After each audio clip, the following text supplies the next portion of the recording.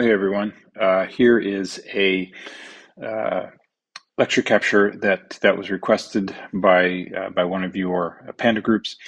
So what we're going to do is we are going to take a molecule from start to finish, going from point groups, going through reducible representation, irreducible representation, and then a molecular orbital diagram for its uh, preferred geometry, and then to take a look with the Walsh diagram to see why is that geometry the preferred geometry for that molecule. So here's the flow chart we're going to do. The molecule that we're going to do today is BH3, and we really want to know, is it trigonal planar or trigonal pyramid? Now, to start, we will use the VSEPR assumption that it is trigonal planar. It has three bonding groups, no lone pairs, and that would tell us that it is trigonal planar. But why isn't it trigonal pyramid? Like NH3, they have the same basic type of formula, and you can say, well, it's the lone pairs. We'll take a look to see from a molecular orbital diagram standpoint of why BH3 is trigonal planar. So first thing that we need to do is to find the point group. So we'll go through the flow chart there. We'll look at the reducible representation for the hydrogens, the pendant atoms there. We will take that using the character table and find the irreducible representation. We will look at the tables to find the SALC orbitals based on the irreducible representation. We'll find the symmetry of the atomic orbitals, those p orbitals and the s orbital on the boron, and then we'll create a MO diagram for the highest symmetry. In this case, it's the we'll see what the symmetries are based on the point groups, and then from that we'll create a Walsh diagram. So here we go. All right, so the first thing that we want to do is to find the point group. Now, to find the point group, you always start with just a general VSEPR geometry, and then we'll verify whether it's correct or not using the Walsh diagrams. So VSEPR tells us that BH3 will be trigonal planar, and so we can start there. So our first question is the molecule linear? Well, we can see it's not linear, so that takes us on the no line. So that takes us down to here. Does it have two or more CN axes with n greater than 2? And the answer here is no. It does have several C axes. It does, however, only have a single C axis that goes right down through the center there, and that's a C3 axis. It has several other C axes, one here, and one here, but those are all C2 axes. And so because if you rotate each of these 180 degrees, you'll get to the same molecule. But this particular step needs it to be greater than 2, and we have equal to 2. And so this is a no step, and so we'll go straight down to here. Does it have a CN axis? Well, we determined that yes, it does. We actually have several, but our primary CN axis is the one that runs right down through the center here. And so I'll hold up my iPad here. My molecule is just like the one on your screen. It's flat, and you can see the C axis running right down through the center of my screen and right down through the center of yours. So it does have a CN axis, and so we're going to come down here, and I'm just going to write a little note. We know that n is equal to 3 here because I can take a 120 degree turn here to get to the same molecule, another 120 degree turn here to get to the same molecule, the same image. And so that means that n is equal to 3 because we have 360 divided by n to get 120, and n there is 3. Okay, are there n C2 axes perpendicular to the principal axis? And the answer here is yes. So our n value is 3, so it's asking, are there 3 C2 axes perpendicular to the principal axis? And these are the ones that we drew earlier. We have a C2 axis right here. I have a C2 axis right here, and I have a C2 axis right here. So I have exactly 3 C2 axes, and they are perpendicular to the principal axis because these C2 axes that I've drawn in red here are in the plane of the screen, and the principal axis, the C3 axis, is perpendicular to the screen. So those axes are perpendicular to each other. So our answer to this one is a yes. got rid of my 3. So we're going to go down here. So that's my yes. We come down here. Is there a horizontal mirror plane? And the answer here is yes. Our horizontal mirror plane is in the plane of the screen. So it would cut that molecule in half with a top half and a bottom half, where the top half of all the atoms reflect directly onto the bottom half of the atoms. And so that is a yes. And so this is actually a yes here, and that's missing from this diagram, unfortunately. So that takes us here. Our n value is 3, and so our appropriate geometry here is D3H. Okay, this would be a no, this would be a yes, and this would be a no.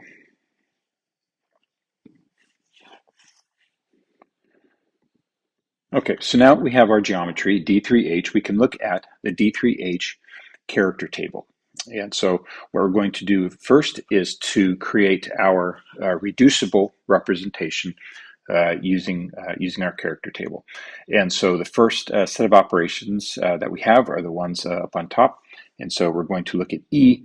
And so remember, all we're looking at here are the H's. We do not pay any attention to the boron atom to create our SALCs. And so we use only our pendant atoms. So here, only the hydrogens. And so for E, all 3 of those hydrogens remain exactly steady. And so our value here is going to be 3.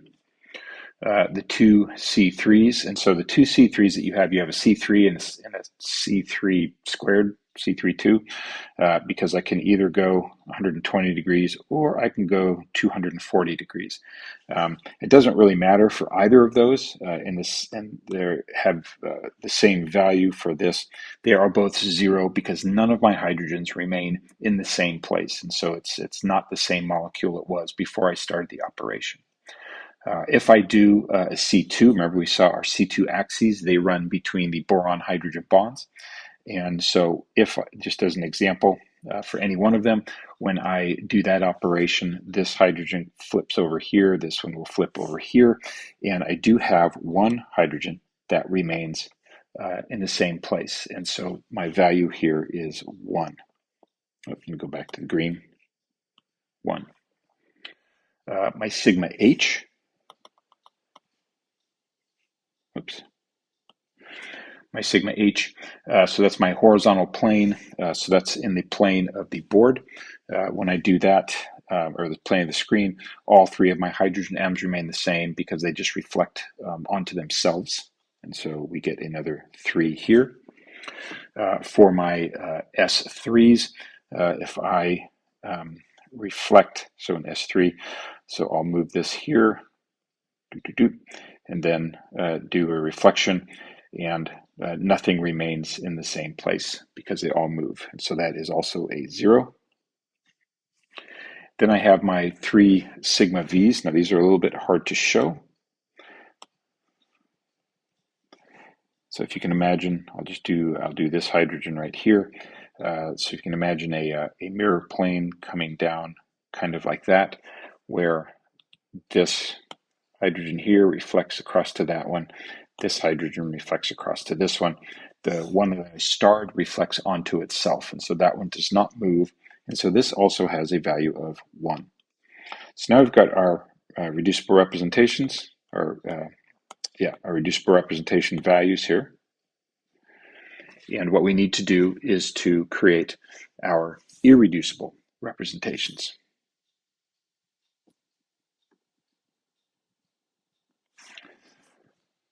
So for this, we are going to use the character table again. Here we need to focus on the values. We also need to use our H value. We have our H value here of 12. Remember, if you ever don't have that value, it is just the sum of the coefficients. So we have 1 and 2 is 3, 3 is 6, 1 is 7, 2 is 9, and 3 is 12. Okay, so that's how we get that H value. So the values that we're going to be concerned with are those coefficients. So let me just circle for the A1 what we're going to use. So first we'll do the one for the E, and then we'll add that to the C3, and then we'll add the C2 as we go along. So I'll pick a good color here. Now we'll do blue. So we're going to be using this number, and this number. And we do that for all of the various functions that we need to use, that we need to find, and we'll sum all of that up in order to get our final value for how many times that symmetry shows up in your irreducible representation. So we'll just do the E first. I'm just going to put a little label here. I'm just going to say E. And for that, we're going to have 1/12. That's going to be 3 times 1 times 1, because we have my 3 here times 1 times 1. Okay, and then we're going to add that to the C3 value. Now the C3 value, we can already see that it's going to be 0 for all of my various symmetries, because this number is always included, and so it's 0 times 2 times either 1 or -1, and that will always be 0. So I'm just going to save some space here. This will always be 0, again, because of the 0 that's in the table there for our reducible representation. For our C2,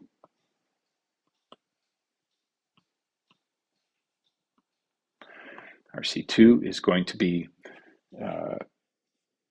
1 times 1 times 3, and so that gives us a 3 there, plus, and then our next one is the sigma h. And for our sigma h, we're going to have a 3 times a 1 times a 1. My S3, again, has that 0 in the reducible representation, so all of its values will be 0. So we can just put in 0 for the S3. And then for my sigma v, I'm going to have 1 times 1 times 3. And so if I add these up, I have 3 times 1 times 1, that's 3, plus 3, plus 3, plus 3, and that's equal to 12. And I have to take 1/12 of that, and so that is equal to 1. And what that tells me is that I have an A1 prime in my irreducible representation. Okay. As we go through all of these values, I'm just going to put in the final totals in here, and I'll let you work out the math for yourself. So A2 prime comes out to be 0. Your E prime comes out to be 1. A1 prime comes out to be 0. A2 prime comes out to be 0. And E double prime also comes out to be 0. So our final reducible representation, we write this like this. Oops. Is equal to A1 prime plus E prime.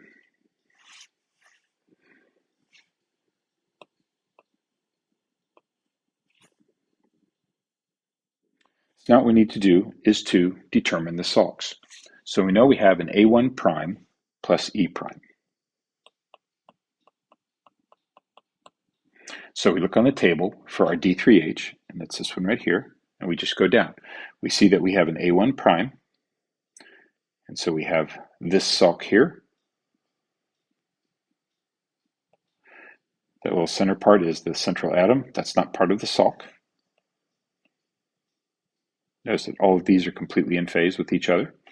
And then the other one I have is in E prime. Now remember, if for an E is degenerate, and so it always has 2 orbitals with it, and so we have 2 SALCs. And so we have the first one here that has, well, I just might as well use the same colors that they do. Could have done that for the other one. So these 2 are in phase. They're attached to that central atom. That's not part of the SALC. And then this is a bigger orbital here. And then our second one here has a little bit bigger one there. Actually, I guess it's not so much that the other one was big, but those first SALCs were kind of small.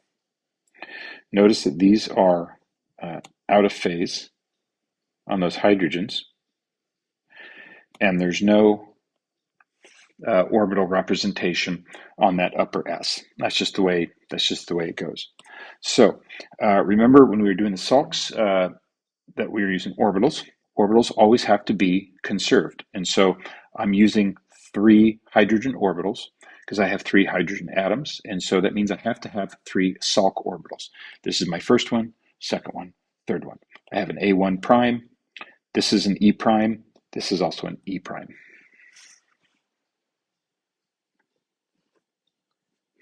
So now I want to find the symmetry of the atomic orbitals on the central atom. And let me see how well I can draw boron atom, or a BH3 here. That's an H.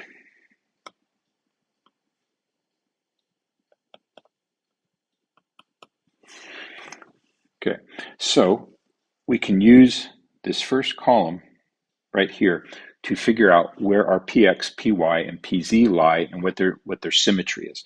And the reason we can do that is because these values here relate back to stretches along the bonds in these directions, and of course your px, py, pz orbitals lie on those axes, and so we can use these values to tell us what the symmetry is of those p orbitals. So my px and py have the E prime symmetry, and my PZ has A2 double prime. So remember your PZ is going to come up and out of the plane. Oh, change color there because there are different phases there.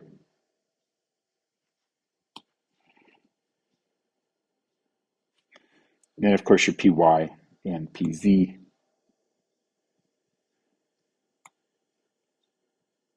lie in the plane there. So that's in the plane of the screen, and just going across, and then you have either your px and py, depending on how you define your axes. This is coming in and out of the screen. Okay, so we know that our px and py have E prime symmetry, and our pz has A2 double prime. So now what we need to do is to create our molecular orbital diagram, and we want to do that for our highest symmetry first. And so for that, it's going to be D3H. And we need to look at our energies here, and so we know we have a hydrogen atom, minus 13.64. So this is going to be the energy of our SALCs, because they're made up of hydrogen 1s orbitals. And then we've got our atomic orbitals on our boron. So for boron, we've got the 2s, which is at minus 14.01, and our 2p's, which are at minus 8.31.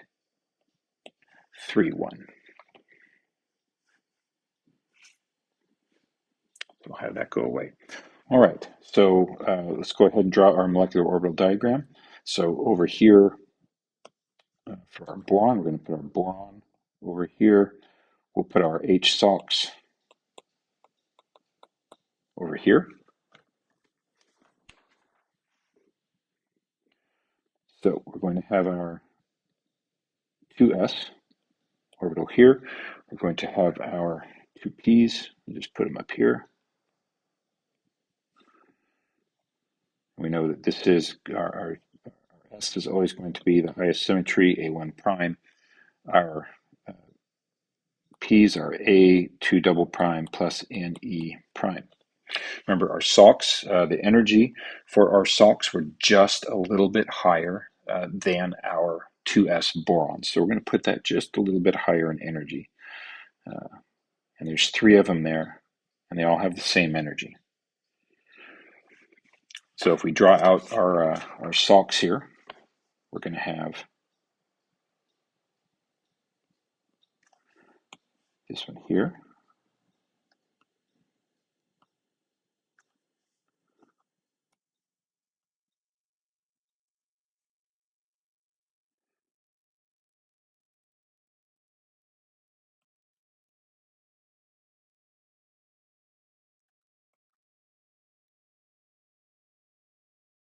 We had that one there.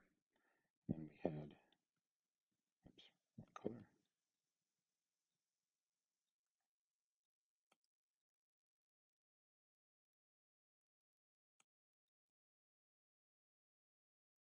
And then we had this one here. Okay, so this was my A1 prime, and these two make up my E prime. Okay, so we want to see how things are going to come together. So we look at our symmetries. Well, we have an A1 symmetry here in our S, and we have an A1 symmetry here with our SALCs, and so those two can come together, and they're just going to drop an energy down here. Okay, and we're going to combine the s orbital of our boron and put that right in the middle of our A1 prime there. So we're going to get something that looks like this.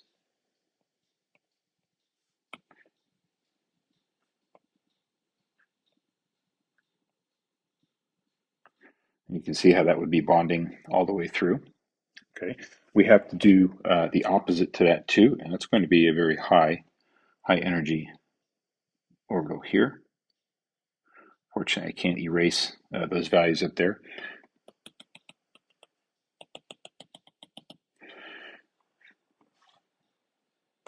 So that's going to look something like this.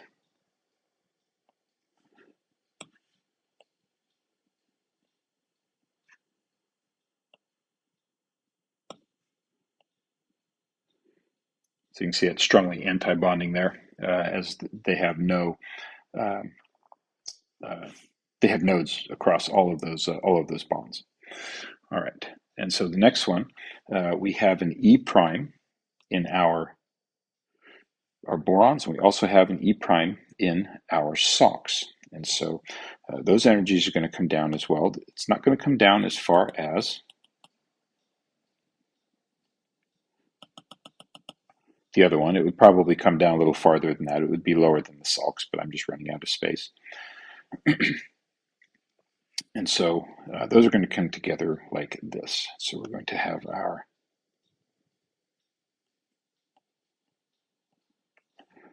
SALCs here.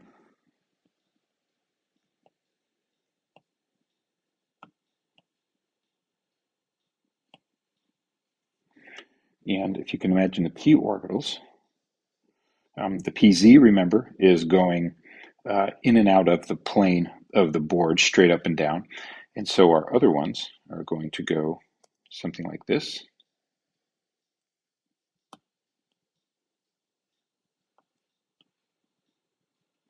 So we have bonding interaction there. And then we have the p orbital there that lies in the plane of the board, but just going left to right.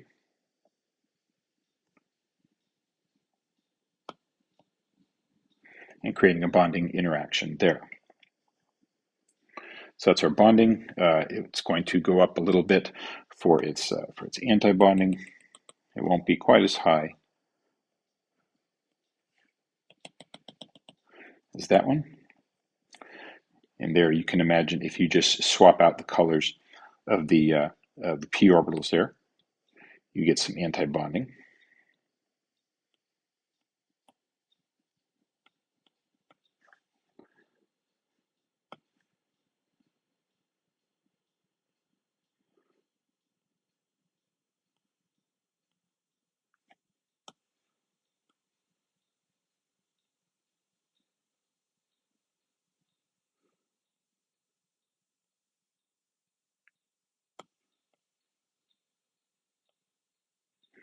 So you get something that looks like that, where you have all the anti-bonding there. And then we just have one more to draw, and that would be our A2 double prime. And you'll notice the SALCs have no A2 double prime, and so they can't, it doesn't bond with anything. It's a non-bonding orbital. It's just going to come straight across there. and stay as A2 double prime. Okay, so if we go through and look at the symmetries of all these, looking at the character table, we see that that's A1 prime, and it's the first one, so we call it A1 prime. Our next ones are still E's, and so that would be E1 E prime. This is still A2 double prime. This would be E prime here, and that would be our second E prime. That's 1A2 double prime, and 2A1 prime. There. If we look at where the electrons are, we'd fill them in something like this. We have 6 total electrons. Boron has 3. So it looks like that. Each of our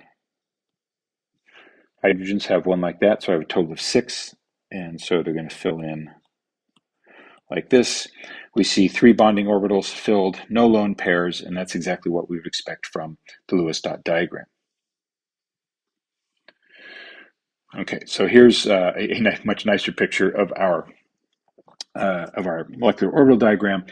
And now what we want to do is we want to go from a D3H, actually I'm going to write that somewhere else where I want to interfere. We're going to go from a D3H and see how that compares to a C3V. Okay, so remember a C3V geometry will look something like this, where you have that trigonal pyramid. Okay, so for our C3 or for our 1A1, this is going to be very difficult to show here, but as I'm going from, let me just draw this one out here, kind of in the plane. As we go from that plane, we took all of these orbitals here, and we bent them downward, and they were all in the same phase. And they're all spherical, and so we didn't really change the directionality of the interaction. However, we did bring all of these orbitals in the same phase closer together. So that is going to drive this orbital down just a little bit in energy. Okay, I need to get rid of all of that. I'll put that down here. Okay, so that's my new orbital down there. For our 1e prime, if we look at how that went, so here we had it's a very different kind of drawing. As I'm looking at my drawing, because it's in a different plane, so I'm going to just draw everything in a different plane for my 1e prime. We go from, let's just change up our view here.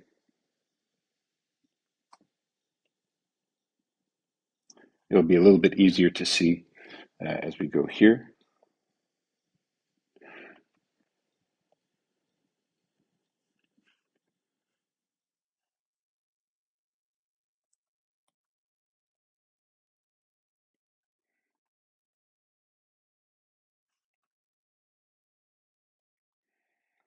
Okay, so as this one changes to a C3V, these are going to move downward, as is the one in the back as well. And they're moving out of the direction of the bonding. And so their bonding is actually less. And because, remember that this orbital up here is a different phase, we're actually moving those closer together. So we're increasing the anti-bonding. And so that's going to increase in energy. And we find the same thing for the one that looks like this.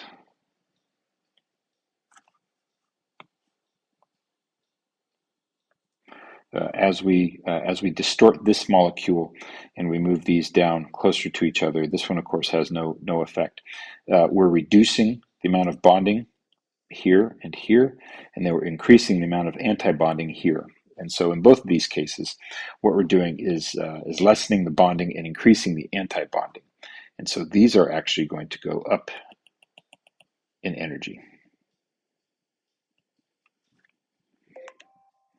Our 1A2, which is the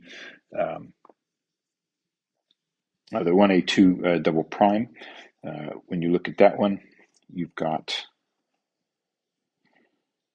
well, let me do it. I'm going to do a side picture up here so that you can see it, because here it really comes into play. We've got that PZ orbital there, and before we didn't have to worry about any of the SALCs because this orbital didn't interact with any of them. But as I move it here,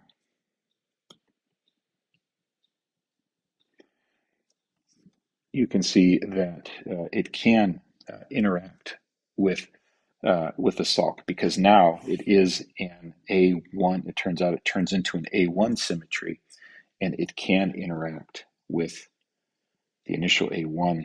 Oops, wrong color.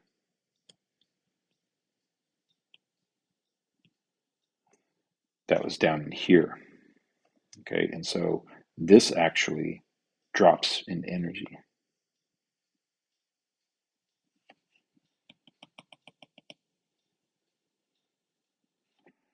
I forgot to draw the second bond here, or the second orbital there.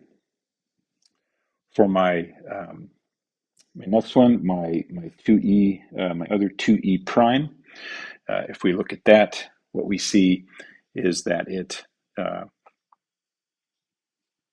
goes down just a little bit in energy, because we're going to be lessening the anti-bonding interactions just a little bit. And our 2A1 prime also goes down just a little bit in energy for the same reason. We're lessening, it's a little too much, lessening the anti-bonding interactions between the atoms. Okay, so this is our C3V. This is our D3H. Okay, so now I want to know which of these is going to be preferred for BH3. Remember that there's 6 electrons, so we need to populate both of these molecular orbital diagrams with electrons. So we got 2 going in here, 2 going in here, 2 going in here. Okay, and because of the 1e prime going up in energy for the C3V, for that distorted geometry in the trigonal pyramid, the energy of the orbitals is higher. We always look at the highest occupied molecular orbital. If whichever one has a higher highest occupied molecular orbital, that geometry is going to be non-preferred. So the one with the lower highest occupied molecular orbital is going to be preferred. And so for B3H, D3H is the preferred geometry. So hopefully that made sense. I apologize for my drawing skills here, trying to get these geometries drawn. If you have questions on anything I did there, I welcome you to come to my office. We can sit and chat and look at these in a little bit greater detail.